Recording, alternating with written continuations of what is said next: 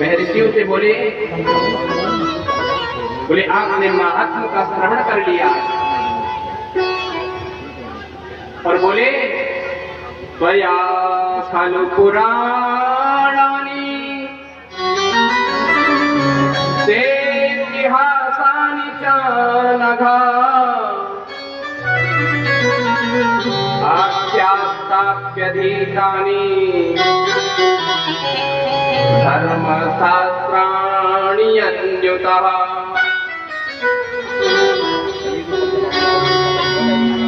सूची से सौनक ऋषि कहते हैं कि आप इतिहास के जानकार हो, इसलिए आपसे कुछ पूछने का मन होता है हमारा। आप कहीं जाएं और आपके मन में जिज्ञासा है, कोई प्रश्न है, कोई दुविधा है, कोई कष्ट है, तो आप अपने कष्ट को हर किसी व्यक्ति से नहीं कह सकते।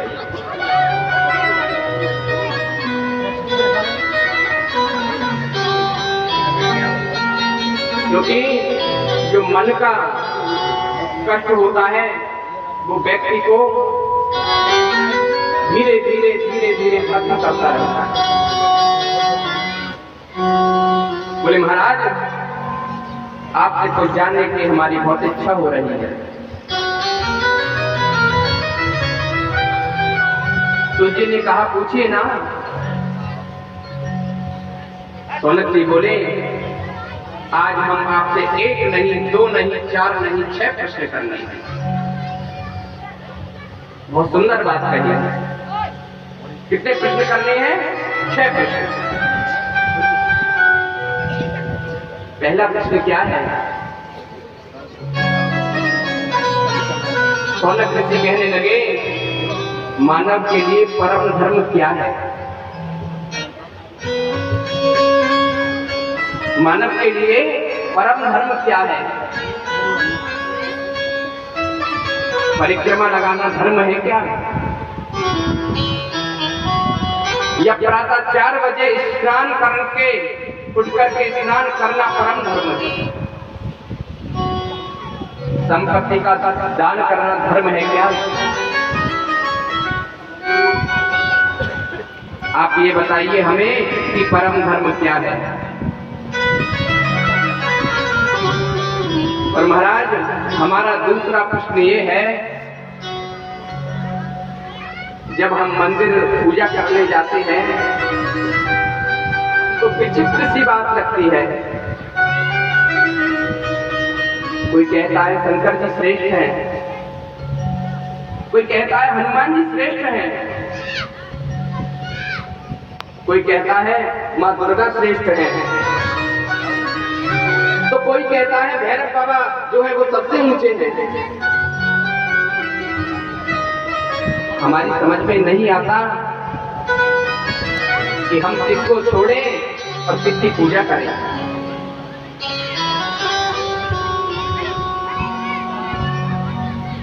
हमारी बिलारी से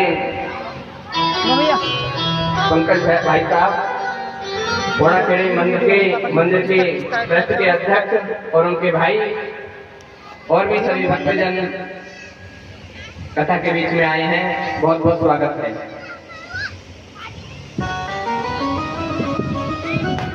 बोले महाराज कभी कभी कोई प्रश्न करता है हमसे कि किसकी पूजा करें और किसको छोड़ा जाए, तो मन में बड़ा संकोच लगता है। और जब इतने सारे देवता हैं तो कभी कभी मनुष्य के मन में भी भ्रम हो जाता है। तीसरा प्रश्न हमारा ये है कि वेद में परमात्मा का नाम है अजन्मा, फिर वो जन्म क्यों लेता है? जब अजन्मा नाम है उसका तो वो जन्म क्यों लेता है? दशरथ जी के पुत्र राम कैसे बने? वासुदेव के पुत्र कृष्ण कैसे बने? ये हमारा तीसरा प्रश्न है। और महाराज चौथा प्रश्न हमारा ये है, पहला प्रश्न क्या है सुना आपने? क्या है पहला प्रश्न? बताइए वकील साहब बताइए। अच्छा अमित भैया भी आए हैं, हमारे शिवम भैया भी आए हैं। पहला प्रश्न परम धर्म क्या है? नोट कर लेना, कल फिर पूछेंगे। और दूसरा प्रश्न हमारा ये है कि जब हम मंदिर में जाएं तो हम पूजा किसकी करें? और तीसरा प्रश्न हमारा ये है कि वेद में परमात्मा को कहते हैं अजन्मा, लेकिन जब वो अजन्मा है तो जन्म क्यों लेता है? और चौथा प्रश्न हमारा ये है कि भगवान के अवतार कितने हुए? कोई कहता है 10 अवतार हुए, कोई तो कहते हैं महाराज 24 अवतार हुए, और कोई कहता है हरि अनंत, हरि कथा अनंत।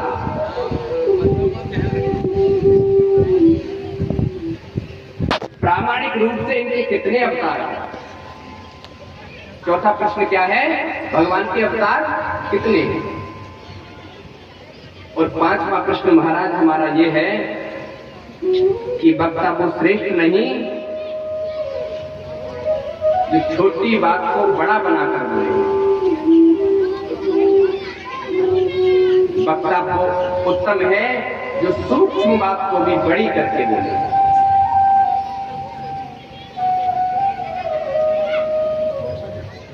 गागर में सागर भरकर कहे, क्योंकि कलयुग में संसार के लोगों के पास इतना समय अब रह नहीं गया।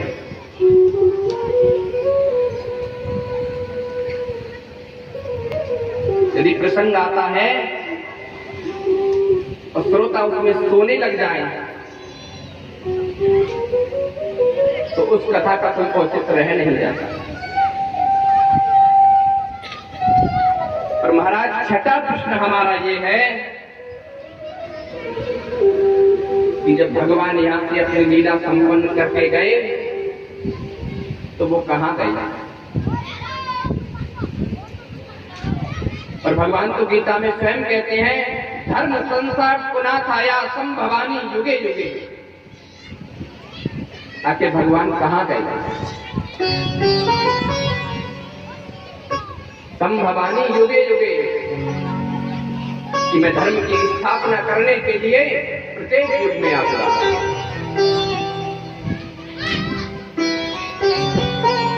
और जब गोविंद चले गए तो ये धर्म जो है वो किसकी शरण में गया? कृपया हमें स्पष्ट रूप से आप बताएं। सूत जी महाराज से शौनकादि ऋषि मुनि कितने प्रश्न किए? 6 प्रश्न। बोली राधे राधे राधे राधे।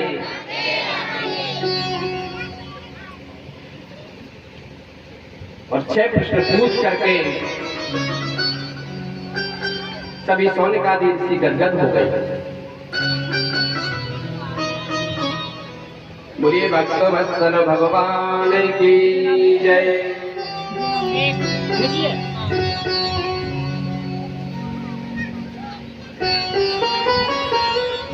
एक भजन, क्योंकि कल सबकी शिकायत थी कि भजन नहीं हो रहा, एक भजन उसके बाद में कथा में गई।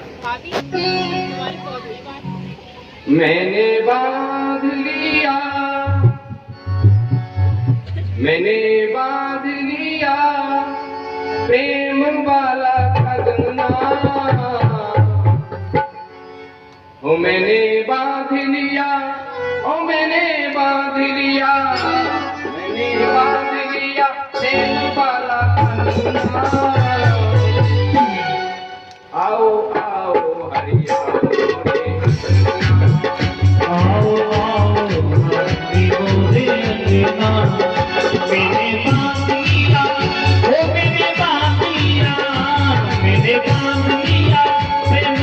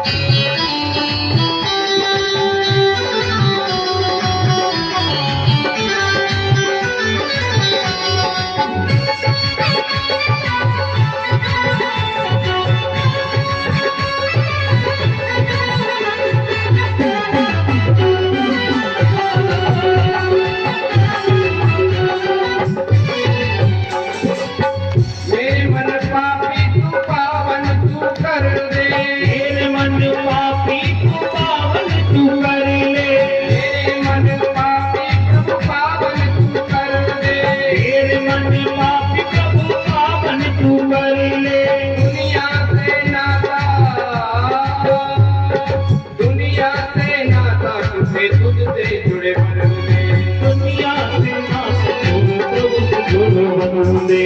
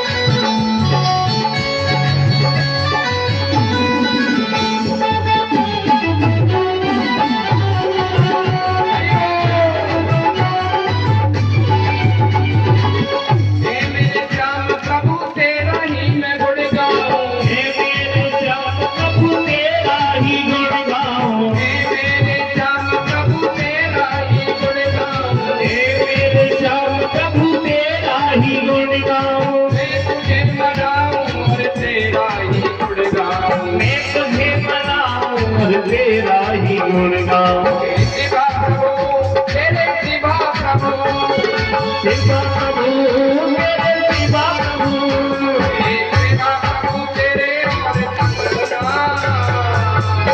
आओ आओ हरि मोरे अकेला आओ आओ हरि मोरे अकेला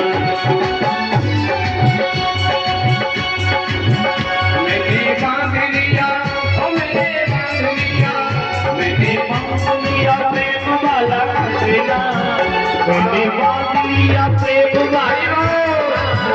आओ आओ हरि मोरे आओ आओ हरि मोरे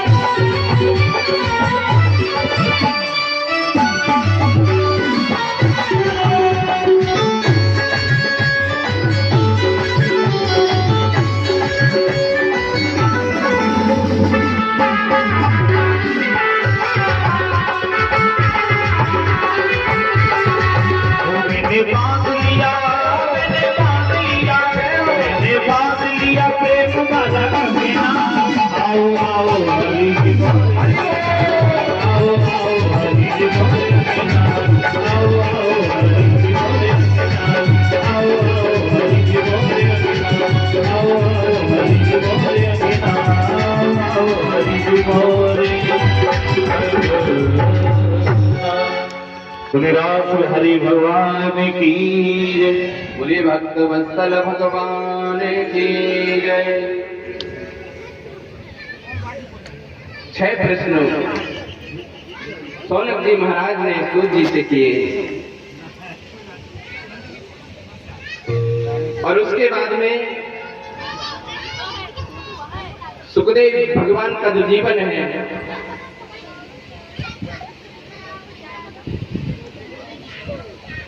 उनके चरणों में प्रणाम करते हुए कहते हैं वो बैकुंठ में राधा रानी की गोद में खेला करते थे।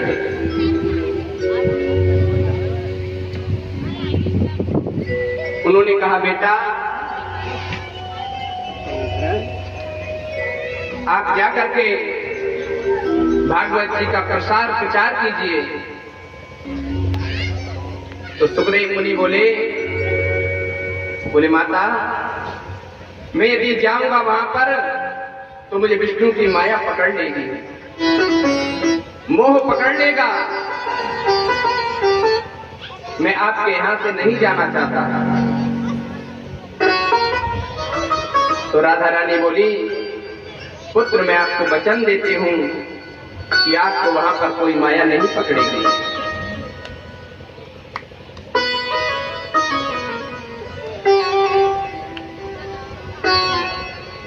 सुख स्वरूप सुखदेव मुनि को जो है बर्फीली हवाएं चल रही हैं और उनके माता पिता पक्षी जो हैं वो अंडे के रूप में छोड़ करके वहां से चले गए कैलाश पर्वत पर, जहां भगवान शिव वास करते हैं। नारद जी के मन में एक दिन प्रश्न आया कि सुखदेव मुनि का प्राकट्य होना ही चाहिए। ऐसा क्यों आया? क्योंकि समस्त जीव के कल्याण के लिए उनका प्राकट्य होना बहुत आवश्यक है। अब सुखदेव मुनि को लाए तो लाए कैसे?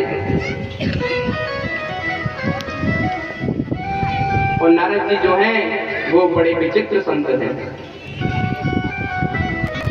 जो ज्ञान देता है नारद कहते हैं, जो अज्ञान का खंडन करे उन्हें नारद जी कहते हैं।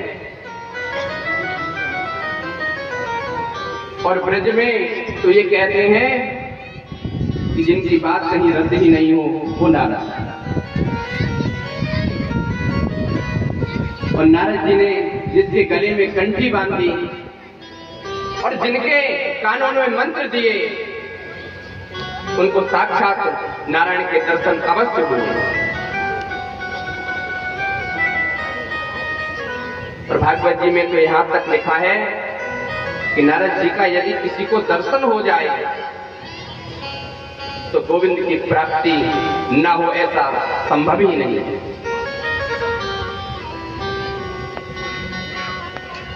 नारद जी ने सोचा, बोले एक बार लक्ष्मी नारायण में तो मैं झगड़ा करा ही चुका हूं, लेकिन कभी ऐसा अवसर नहीं मिला जो माता पार्वती और शिव में झगड़ा हो। नारद जी के मन में आया कि चलिए कैलाश चलते हैं। माता पार्वती और भगवान शिव कैलाश पर्वत पर रहते हैं। भगवान शिव तो तपस्या में लीन थे और नारद जी कैलाश पर्वत पर माता पार्वती के पास पहुंच गए।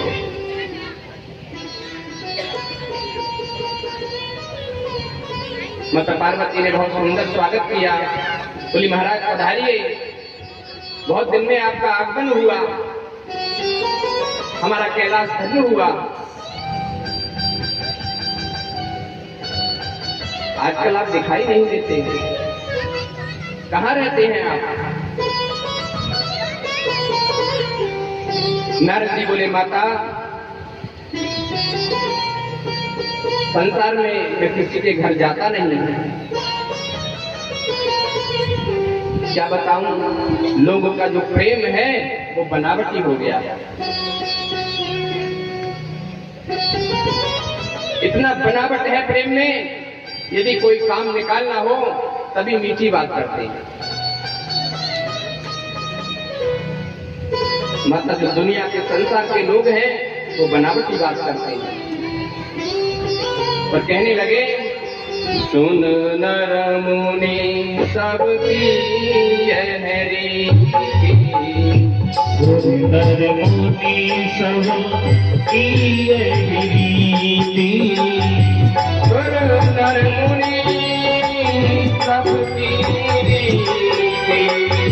सुर नर मुनि सब किए रीति वार्तालाप करि सब प्रीति।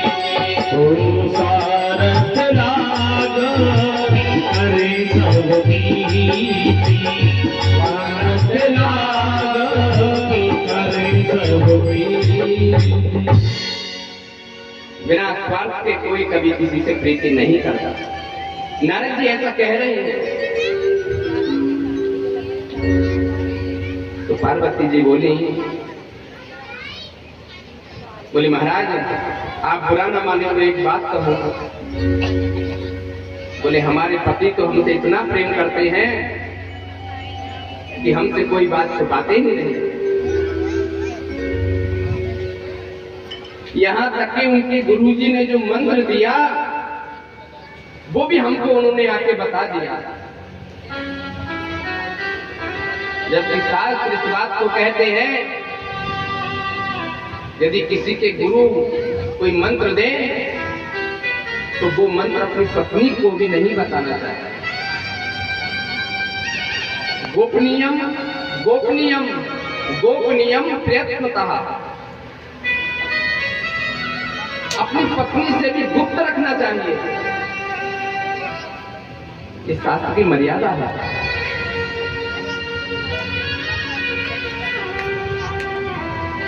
शास्त्र कहता है उसे गुप्त रखो।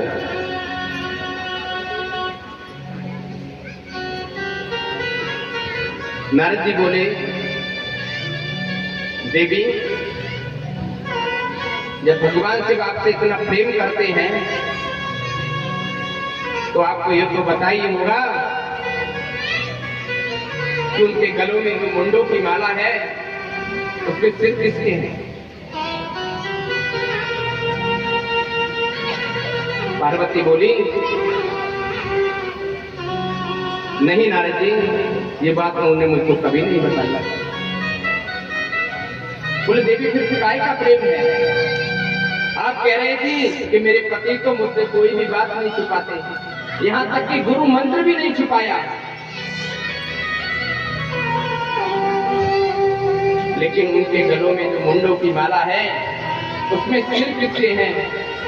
यदि ये बात आपको नहीं बताई तो मैं कैसे मान सकता हूं? नारद जी ने इतना कहा और इतना कहने के बाद वहां से चले गए। रास्ते में भगवान शिव मिले और भगवान महादेव देखते ही समझ गए कि जहां नारद जी का प्रादुर्भाव हो गया वहां कुछ न कुछ गड़बड़ तो जरूर ही।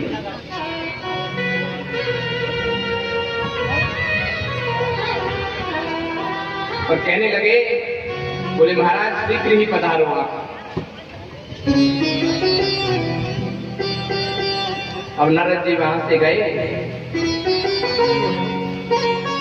और देवी पार्वती भगवान शिव से रूठ गए। पहले के जमाना जो होता था, पहले समय में जब घर बनाया जाता था तो उसमें एक अलग कमरा बनाया जाता था। उसका नाम जानते हो क्या होता था? कोप भवन। क्या? कोप भवन। उसके मुख्य दरवाजे पे लिखा होता था। उसका मतलब क्या है? बोले जब घर की माताएं रूठ जाएं, पत्नी रूठ जाए, अगर समझ लो उस रूम में बैठी हैं तो कोई ना कोई घर में बात निश्चित हुई है।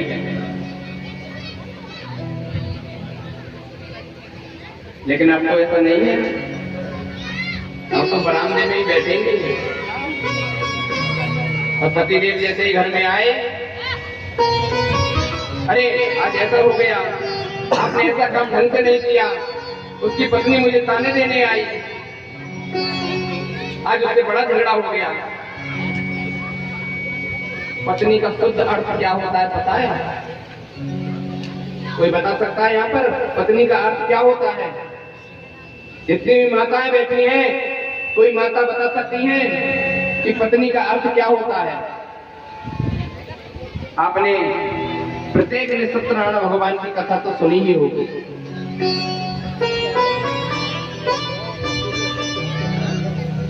हमारे भाई बैठे हैं, बुजुर्ग बैठे हैं, उनमें से कोई बताए कि पत्नी का अर्थ क्या होता है? जी, बहुत सुंदर। हमारे मान साहब जी के लिए तालियां।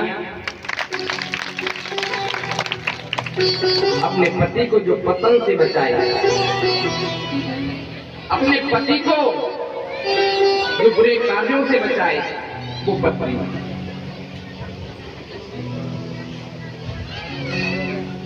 अब देवी जी रूठ करके कोप भवन में चली गई, सारा श्रृंगार उतार दिया और मलिन वस्त्रों को पहन करके मां पार्वती कोप भवन में जाकर के बैठ गई।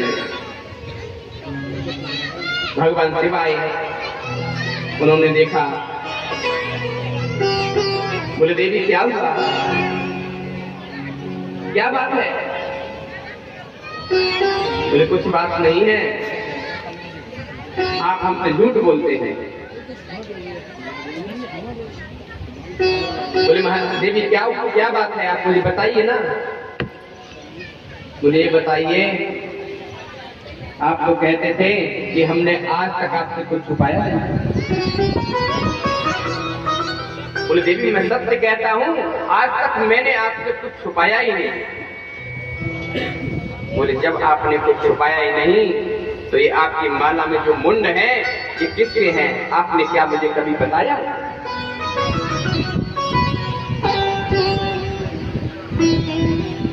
24 घंटे आप मुंडों की माला पहने रहते हो और उस पे वो चीज है वो किसके हैं?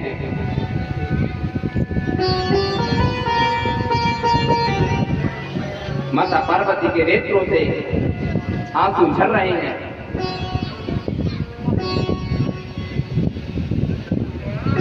बोले देवी मैं आपसे इतना प्रेम करता हूं, मैं आपको बताने वाला था लेकिन कभी आपने मौका नहीं दिया।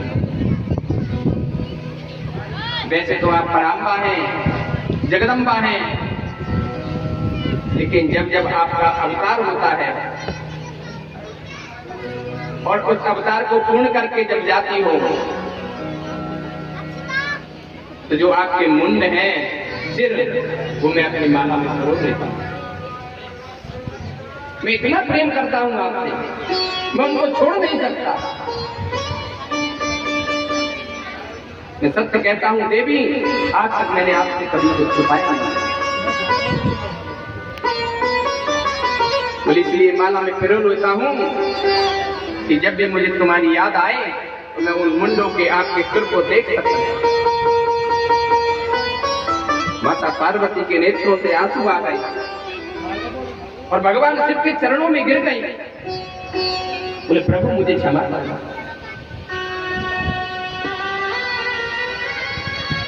लेकिन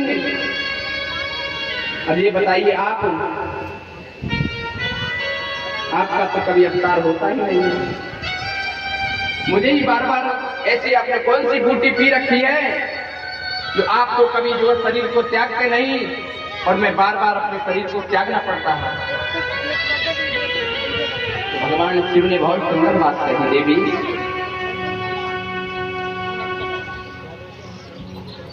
मैंने कथा अमृत का पान किया है, भागवत महापुराण का पान किया है, जिसके कारण कभी मैं देह को त्याग नहीं सकता। बोले महाराज आप देह को त्याग नहीं सकते तो मुझे वो है कथा, वह अमृत का पान आज तक आपने क्यों नहीं कराया?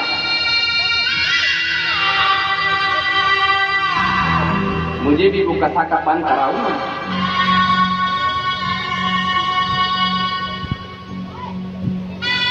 उस अमर कथा को मैं सुनना चाहती हूँ, मेरी बहुत इच्छा है सुनने की। भगवान शिव बोले ठीक है देवी, आज मैं यह कथा अमर कथा आपको अवश्य सुनाऊंगा। उसकी 3 मर्यादा है। भागवत की कथा की 3 मर्यादा है। भागवत की कथा हमेशा सामने बैठकर ही सुननी चाहिए। और भागवत की कथा में दूसरी बात यह है, कभी उठना नहीं चाहिए। आए, आपके पैरों में दर्द हो रहा है या आपको प्यास लगी है तो वहीं पानी पीजिए, लेकिन उठना कथा में सही नहीं है।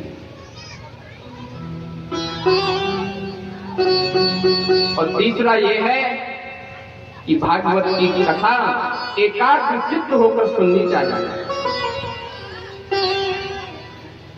तन्मय होकर सुननी चाहिए। देवी, मैं आपको अमर कथा का पान कराता हूं।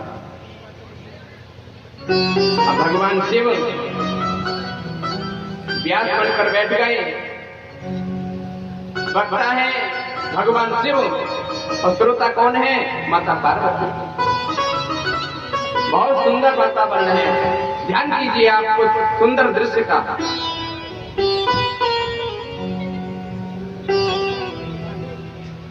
अब भगवान शिव जब कथा सुनाते हैं तो ऐसे हमारे तरह थोड़ी ना सुनाते हैं।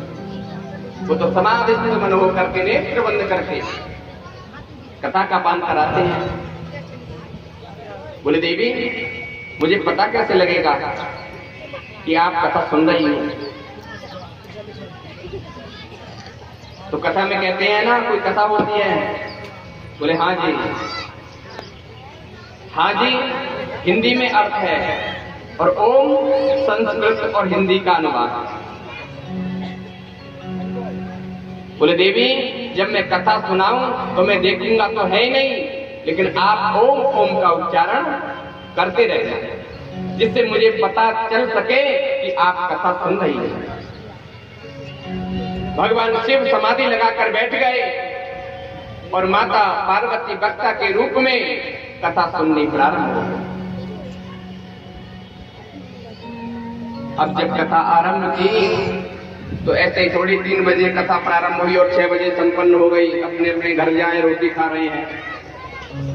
तो कथा तो ऐसी थी कि शाम को 6 बजे प्रारंभ हुई और अगले दिन 6 बजे ही फिर दूसरे दिन की कथा निरंतर 7 दिन तक चलने वाली है।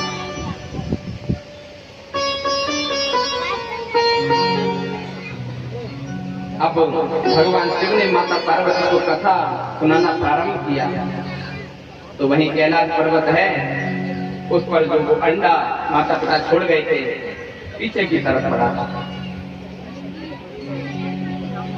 पहले दिन की कथा हुई, मां पार्वती ओम ओम का उच्चारण करते हुए सुन रही है। द्वितीय दिवस की कथा संपन्न हुई। तीसरा दिन आया और चौथा दिन आया। जब 5वें दिन उद्धव जी का संवाद आया उस कथा में, तो माता पार्वती को नींद आ गई और दूसरे दिन से वो जो अंडा जो था उसमें सुखदेव जी का प्रादुर्भाव हो गया। बोले सुखदेव जी महाराज की जय। सुखदेव जी महाराज तोते के रूप में उस अंडे से प्रकट हो गए।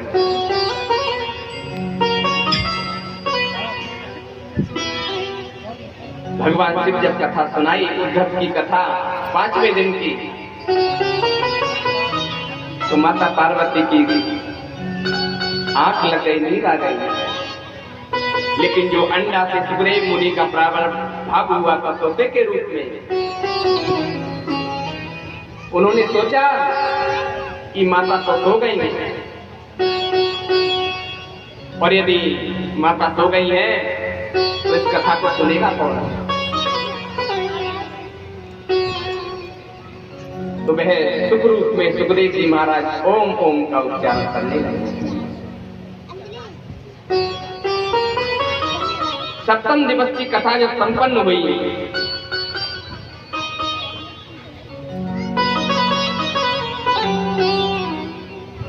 तो माता भगवान शिव ने कहा कि देवी कथा में आनंद आया।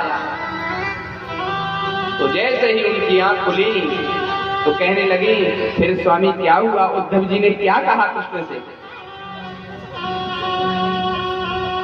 बोले देवी कथा तो पूरी हो गई, ये तो पंचम दिवस की कथा थी उद्धव जी का प्रसंग।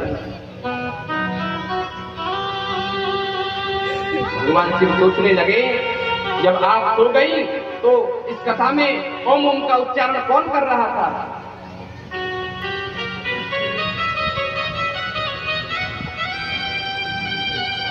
देखा भगवान शिव ने तो वहां सुखदेव जी महाराज सोते के रूप में उन्होंने देखा। बोले मुझे कोई आपत्ति नहीं कि इसने कथा सुनी, लेकिन आपत्ति इसलिए है कि इसने शास्त्रीय विधि का खंडन किया, शास्त्रीय विधि के शास्त्रीय पद्धति के अनुसार इसके कथा नहीं सुनी। और भगवान शिव त्रिशूल हाथ में लेकर के आगे आगे तोता और पीछे पीछे भगवान शिव उसके त्रिशूल लेकर उसको मारने दौड़े। अब कैलाश से नीचे उतर के आएंगे तो बद्रीनाथ धाम में पड़ता है, और वहां पर महर्षि वेदव्यास जी मुनि की कुटिया है जिसका नाम है साम्यप्रास। बिट्वा देवी उनकी पत्नी का नाम है। वेदव्यास जी से कहती हैं, बोले महाराज बुढ़ापा आ गया, लेकिन हमारे यहाँ पुत्र की कमी रही, हमारे बेटा तो हुआ नहीं। व्यास जी बोले गोविंद सब कल्याण करेगा, चिंता मत करो। और जैसे ही उन्होंने कहकर जमाई ली और मुंह खोला, वैसे ही सुख तोता उनके मुख में प्रवेश करके उनके गर्भ में चला गया। बोलिए सुखदेव जी महाराज की। छोटा सा तोता उनके मुख में से जाकर के उनके गर्भ में जाकर के सुखदेव महाराज बैठे।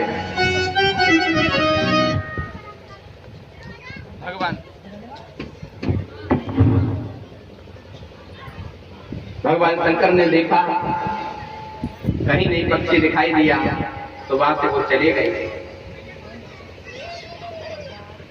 अब सुखदेव मुनि को 12 वर्ष माता के गर्भ में ले। महाराज सुखदेव जी ने मां के गर्भ को ही अपना मंदिर बना लिया। जो कहते हैं ना कि मां के गर्भ में बहुत कष्ट होता है,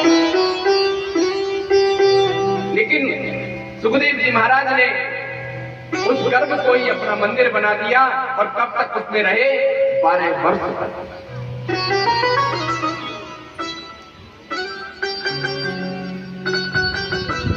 वेदव्यास जी कहते हैं, बोले बेटा सुखदेव अब तो बाहर आओ। तो जानते हो सुखदेव मुनि क्या कहते हैं? बोले पिताश्री बाहर आऊंगा तो मुझे माया जकड़ लेगी, मैं बाहर नहीं आना चाहता। 12वें वर्ष में सुखदेव जी महाराज मात्र गर्भ से निकलकर बाहर आए, और बाहर आते ही जंगल की ओर चल दिए। 1 सेकंड भी, मिनट तो बहुत देर में होता है, 1 सेकंड भी वहां पर रुके नहीं। आते ही तुरंत जंगल की ओर। और गर्भ से बाहर कब आए? जब साक्षात भगवान विष्णु ने आकर उनको वचन दिया कि पुत्र सुखदेव आपको इस संसार की माया जकड़ेगी नहीं, मैं आपको ऐसा वचन देता हूं। तब बाहर आए। अब वन को चले जा रहे हैं और मंगलाचरण में सुंदर स्तुति में कह रहे हैं, यम प्रव्रजन्तमनुपे समपेत कृत्यम द्विपायनो विरह कातर आजुहावा पुत्रेति तन्मया सर्वो विनेदो तं सर्वभूतहृदयं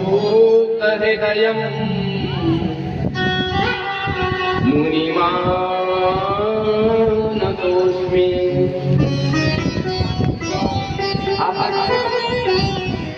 जन्म लेते ही संन्यास ग्रहण कर लिया, पूरा शरीर नग्न है, केवल 4 अंगुल की टोपिंग पहने हुए। ऐसे सुखदेव मुनि के चरणों में हम सभी प्रणाम करते हैं।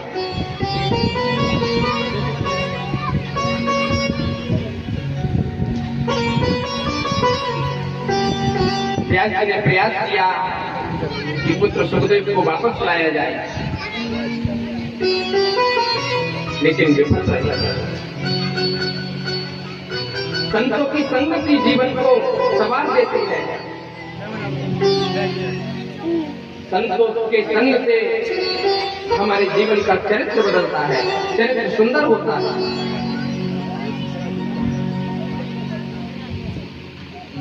आदरणीय सुखदेव जी महाराज, सूत जी महाराज सोनिकादि मुनियों को प्रथम जो प्रश्न किया था उसका उत्तर दे रहे हैं। बताइए पहला प्रश्न क्या था? जी बताइए जी। मानव के लिए परम धर्म क्या है? पहले 6 प्रश्न किए, अब 6 प्रश्नों के उत्तर दे रहे हैं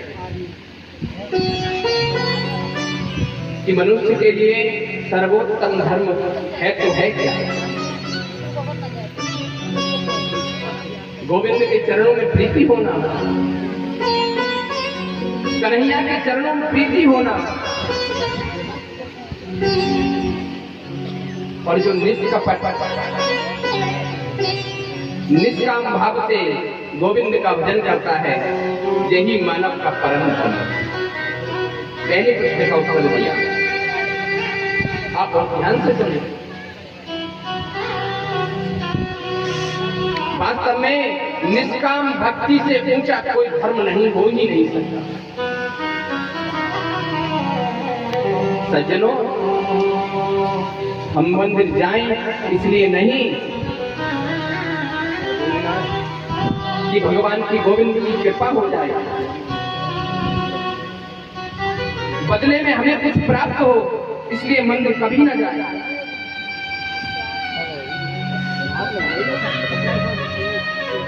मंदिर जाने से हमारी फैक्ट्री चल जाएगी, मंदिर जाने से हमारा कारोबार अच्छा हो जाएगा, इसके लिए कभी मंदिर ना जाए।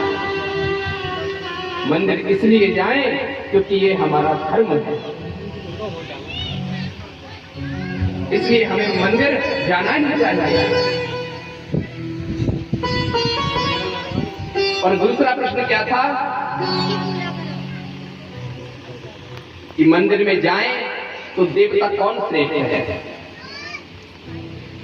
कोई कहता है राम जी श्रेष्ठ है, कोई कृष्ण श्रेष्ठ है, कोई हनुमान जी श्रेष्ठ है, कोई कहता है कि भैरव बाबा जी श्रेष्ठ है, कोई कहता है खाटू श्याम जी श्रेष्ठ है। आखिर है तो है क्या? सूर्य जी ने बड़ी सुंदर बात कही कि निंदा कभी किसी की करो मत, कभी किसी की निंदा मत कीजिए आप, लेकिन निष्ठा एक में रखिए। निष्ठा आप केवल एक में रखिए। आप यदि शिव मंदिर जाएं और आपके इष्ट लक्ष्मी नारायण भगवान हैं, तो प्रार्थना ये कीजिए कि प्रभु मेरी निष्ठा, मेरा मन गोविंद के प्रति और बढ़ जाए। और यदि आपकी श्रद्धा हनुमान जी में है। तो ये प्रार्थना कीजिए कि है हनुमान जी महाराज, मेरी निष्ठा केवल गोविंद के चरणों में है, विरोध किसी का नहीं करना है, लेकिन निष्ठा एक में रखना है। विरोध किसी का नहीं, लेकिन निष्ठा एक में।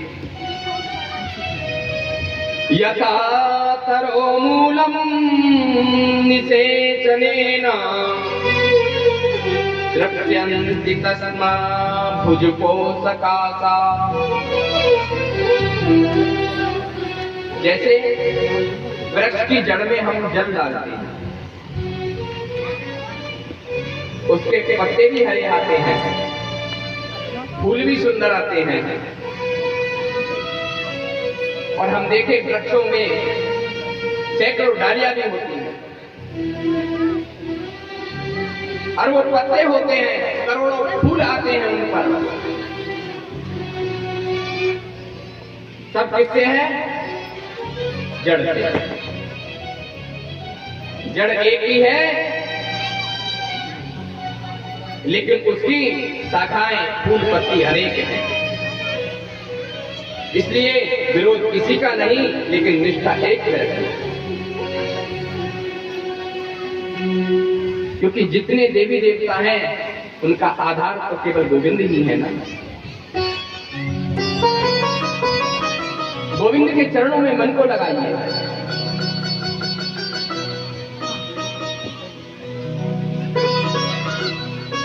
और कहते हैं शास्त्र, एके साधे सब सदे, एके साधे सब सदे, सब साधे सद जाए,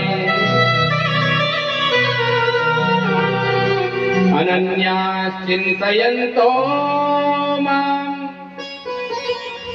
ये जना पर्युपासते, तेषां युक्तानां